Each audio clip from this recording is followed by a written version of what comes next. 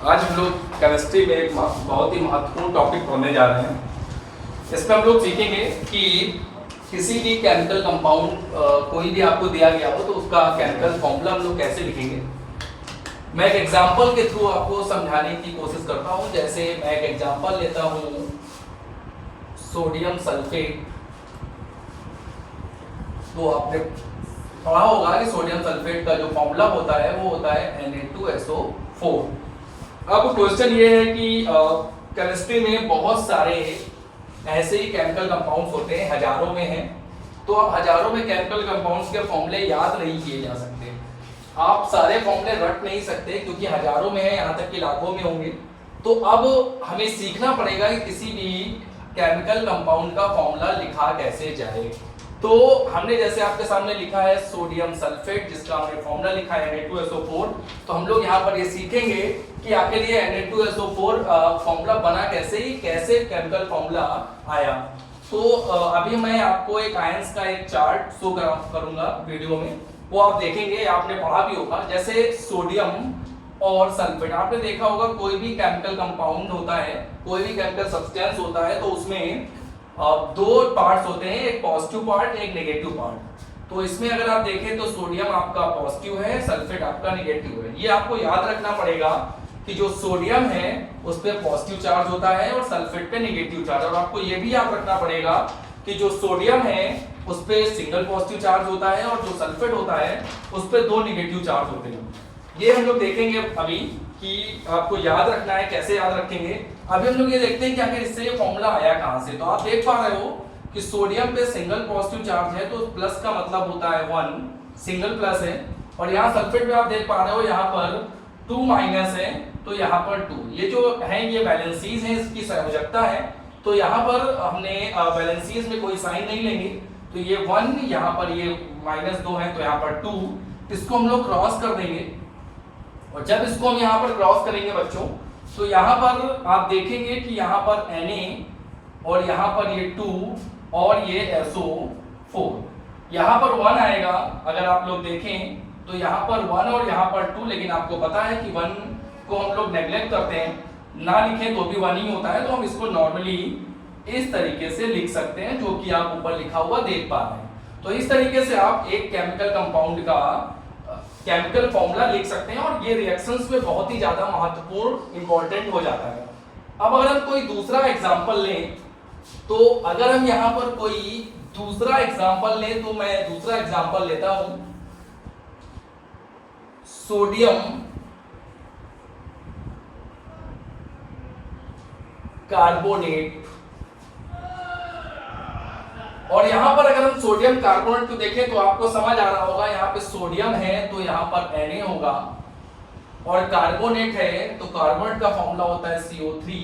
तो ये बनता है Na2CO3। अब इसको भी देख लेते हैं कि ये फॉर्मूला हमारा बना कैसे। तो इस फॉर्मूले को देख लेते हैं कैसे ये केमिकल फॉर्मूला आया। तो इसकी अगर बात करें तो ये सोडियम Na+ होता है और कार्बोनेट जो होता है वो CO3 माइनस माइनस होता है। तो यहाँ पर अगर हम देखेंगे तो Na की वैलेंसी 1 है और CO3 की वैलेंसी 2 है। इसको अगर हम क्रॉस करते हैं तो आप इस तरीके से इसको क्रॉस करेंगे और जब इसको आप इस तरीके से क्रॉस करेंगे बच्चों तो यहाँ पर Na2 और CO3, तो Na2CO3 जो कि हमने आपका फॉर्मूला यहाँ पर लिखा हुआ है जो आप देख सकते हैं। तो इस तरीके से सोडियम कार्बोनेट। एक और एग्जांपल लेते हैं बच्चों हम लोग, जैसे सोडियम सल्फाइड। सोडियम सल्फाइड, तो सोडियम सल्फाइड का हम लोग फॉर्मूला लेते हैं। तो आप देख पा रहे होंगे बच्चों कि जो सोडियम सल्फाइड है हमारा, उसका फॉर्मूला आपने पढ़ा होगा Na2S। अब हम लोग ये देखेंगे कि जो सोडियम सल्फाइड है इसमें Na2S कैसे आया। तो आप देखेंगे कि Na+ होता है और S जो कि सल्फाइड है वो S माइनस होता है। अब अगर आप इसमें देखें तो यहां पर 1 है यहाँ पर 2 है, आप इसको क्रॉस करेंगे तो फिर से अगर आप देखेंगे तो बच्चों यहाँ पर ये Na 2 हो जाएगा और यहाँ पर S हो जाएगा, तो ये आपका बन जाएगा सोडियम सल्फाइड। बच्चों और एग्जांपल लेते हैं हम लोग इसी तरीके की, ताकि आपको और अच्छे से समझ में आ पाए, और ये आपके बहुत काम आने वाला है। जब भी आप केमिकल रिएक्शंस लिखते हो तो आपको केमिकल फॉर्मूले के बारे में इंफॉर्मेशन होनी चाहिए। जैसे हम एक और एग्जांपल लेते हैं बच्चों, कॉपर सल्फाइड।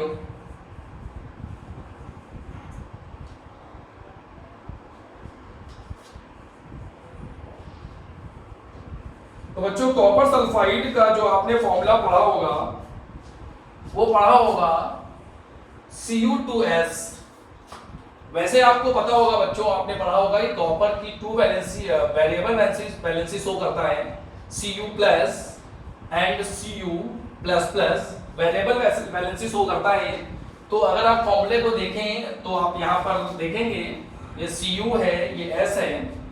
तो अगर आप यहाँ पर ध्यान से देखें तो हमने इसकी 1 वैलेंसी ली, इसकी मैंने 2 वैलेंसी ली। तो यहाँ पर अगर आप इसको फॉर्मूले को बनाएंगे तो ये हो जाएगा Cus, और यहाँ पर अगर आप देखें तो यहाँ पर 2 है, मैं पूरा शो कर देता हूँ, यहाँ पर ये 1 है, यहाँ पर ये 2 है। तो यहाँ पर ये आप क्रॉस करेंगे तो यहाँ पर ये हो जाएगा Cu2S, 2 वैलेंसी यहाँ पर आ गई, 1 आपको लिखने की जरूरत नहीं होती। और अगर हम कुछ एग्जाम्पल लें बच्चों, तो कुछ और एग्जाम्पल्स हम लोग शो करते हैं जिससे आपको और क्लियर हो जाए कि कैसे हमें लिखना है। हम लोग लेते हैं एल्यूमिनियम क्लोराइड। तो बच्चों एल्यूमिनियम क्लोराइड का फॉर्मूला आपने पढ़ा होगा AlCl3। अब बच्चों इसमें AlCl3 आया कहां से, तो आपने अभी तक कुछ एग्जांपल्स पीछे देखे, उससे आपको समझ आ रहा होगा। एल्यूमिनियम एंड Cl, एल्यूमिनियम की वैलेंसी आपकी 3 होती है और Cl की वैलेंसी जो है वो आपकी सिंगल होती है। तो आप यहां देखेंगे तो यहां पर ये 3 प्लस है तो यहां पर 3 आ जाएगा, यहाँ पे सिंगल माइनस है तो यहाँ पर 1 आ जाएगा। इसके बाद बच्चों इसको हम लोग क्रॉस करेंगे, जैसा कि मैं आपको पहले भी बता चुका हूं। तो जब आप इसको क्रॉस करेंगे तो यहाँ पर आप देख पा रहे होंगे कि जब हम इसको क्रॉस करके लिखेंगे तो Al यहाँ पर 1 आ रहा है और ये 3, तो हमने आपको पहले ही बोला था 1 लिखने की जरूरत नहीं होती।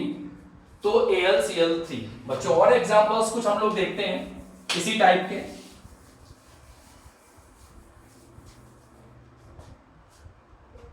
जैसे बच्चों हम लोग देखते हैं कैल्शियम कार्बोनेट। मैंने आपके सामने लिखा कैल्शियम कार्बोनेट।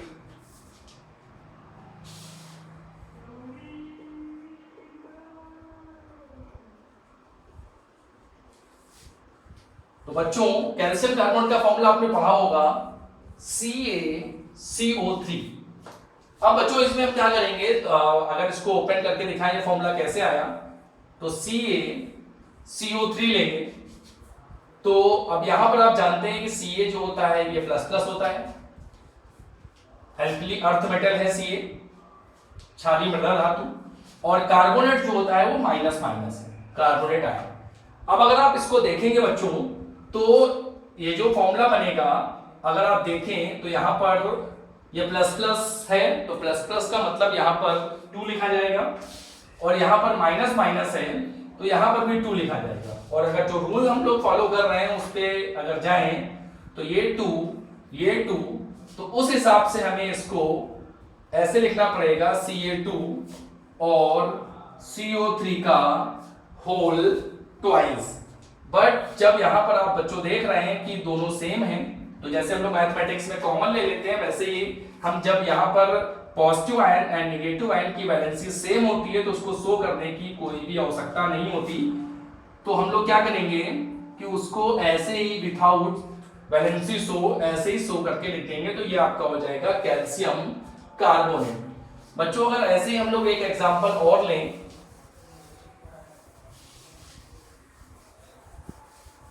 Aluminium oxide.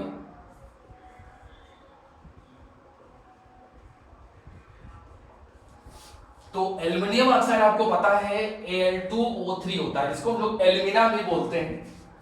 और अगर आप इसको देखें तो ये Al है, ये O है।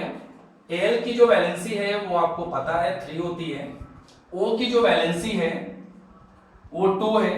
और अगर हम इसको सॉल्व करें तो इसकी वैलेंसी 3 है तो यहाँ पे 3 लिख देंगे, इसकी वैलेंसी 2 है तो यहाँ पर 2 लिख देंगे।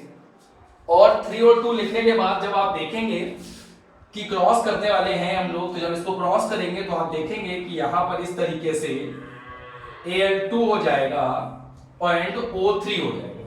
तो ये आपका फॉर्मूला बन जाएगा Al2O3। तो बच्चों हम लोगों ने कुछ एग्जांपल्स देखे और इन एग्जांपल्स के थ्रू हमने ये समझा कि किस तरीके से केमिस्ट्री में आप किसी भी केमिकल कंपाउंड का नेम अगर आपको गिवन है तो उसका हम केमिकल फॉर्मूला लिख सकते हैं, लेकिन इसके लिए आपको ज्यादातर positive ions and negative ions के फॉर्मूले विथ चार्ज लर्न होने चाहिए। तो बच्चों मेरे हिसाब से आपको जो मैंने आपको बताया वो आपको समझ में आया होगा और चीजें आपको समझ आ रही होंगी जो मैंने आपको बताई। इस तरीके से आप केमिस्ट्री में केमिकल कंपाउंड्स के नेम लिख सकते हैं, लेकिन इसके लिए आपको, जैसा कि मैंने आपको पहले बताया, इसके लिए आपको आयंस को लर्न करना पड़ेगा। मैं आपको कुछ आयंस, पॉजिटिव और नेगेटिव आयंस आपने देखे होंगे आपके बुक्स में भी दिए, एकेडमिक बुक्स जो आप पढ़ते हो 9, 10, 11, 12 जिस भी क्लास में आप हो, तो उस एकेडमिक बुक्स में कुछ चार्ट्स दिए होते हैं जिसमें आपके आयंस के नेम और उस पे चार्ज शो किए होते हैं, तो आप लोग उसको लर्न कर रहे हैं। अगर वो आप लर्न कर लेते हो तो केमिस्ट्री में आपको केमिकल फॉर्मूले लिखने में कोई प्रॉब्लम नहीं होती, और जब आप केमिकल फॉर्मूले लिख पाते हो तो फिर आपको कोई भी रिएक्शन, कोई भी केमिस्ट्री में प्रॉब्लम नहीं होने वाली। प्रॉब्लम हमें तभी होती है जब हम केमिस्ट्री में कोई भी फॉर्मूला, किसी भी केमिकल कंपाउंड का फॉर्मूला सही से शो नहीं कर पाते, और केमिकल फॉर्मूला अगर आप गलत करते हो तो फिर केमिस्ट्री में आपकी रिएक्शन अगर सही भी है तो भी गलत हो जाती है। जैसे कि आप इंग्लिश में देखते हो, इंग्लिश में जब आप ऐसे लिखते हो, एप्लीकेशन लिखते हो, जो भी लिखते हो, तो उसमें वर्ड्स की मीनिंग सबसे इंपॉर्टेंट होती है। अगर आपने अपने वर्ड्स की मीनिंग गलत कर दी तो उसका मतलब ही वो बेकार हो जाता है और कोई मतलब नहीं निकलता। वैसे ही केमिस्ट्री में आपको केमिकल कंपाउंड का फार्मूला लिखना सबसे ज्यादा जरूरी होता है। आप अगर, और बच्चों आप लोगों को प्रॉब्लम यही होती कि आपको ऐसा लगता है कि हजारों या फिर लाखों में केमिकल कंपाउंड्स के फॉर्मूले होते हैं, तो कैसे लर्न किया जाए? तो आपको लर्न नहीं करना है, लर्न आपको केवल आयंस करने हैं, पॉजिटिव नेगेटिव। जब आप आयंस कर लेते हैं तो केमिकल फॉर्मूले आप खुद से लिख सकते हैं। ओके, तो आज का लेक्चर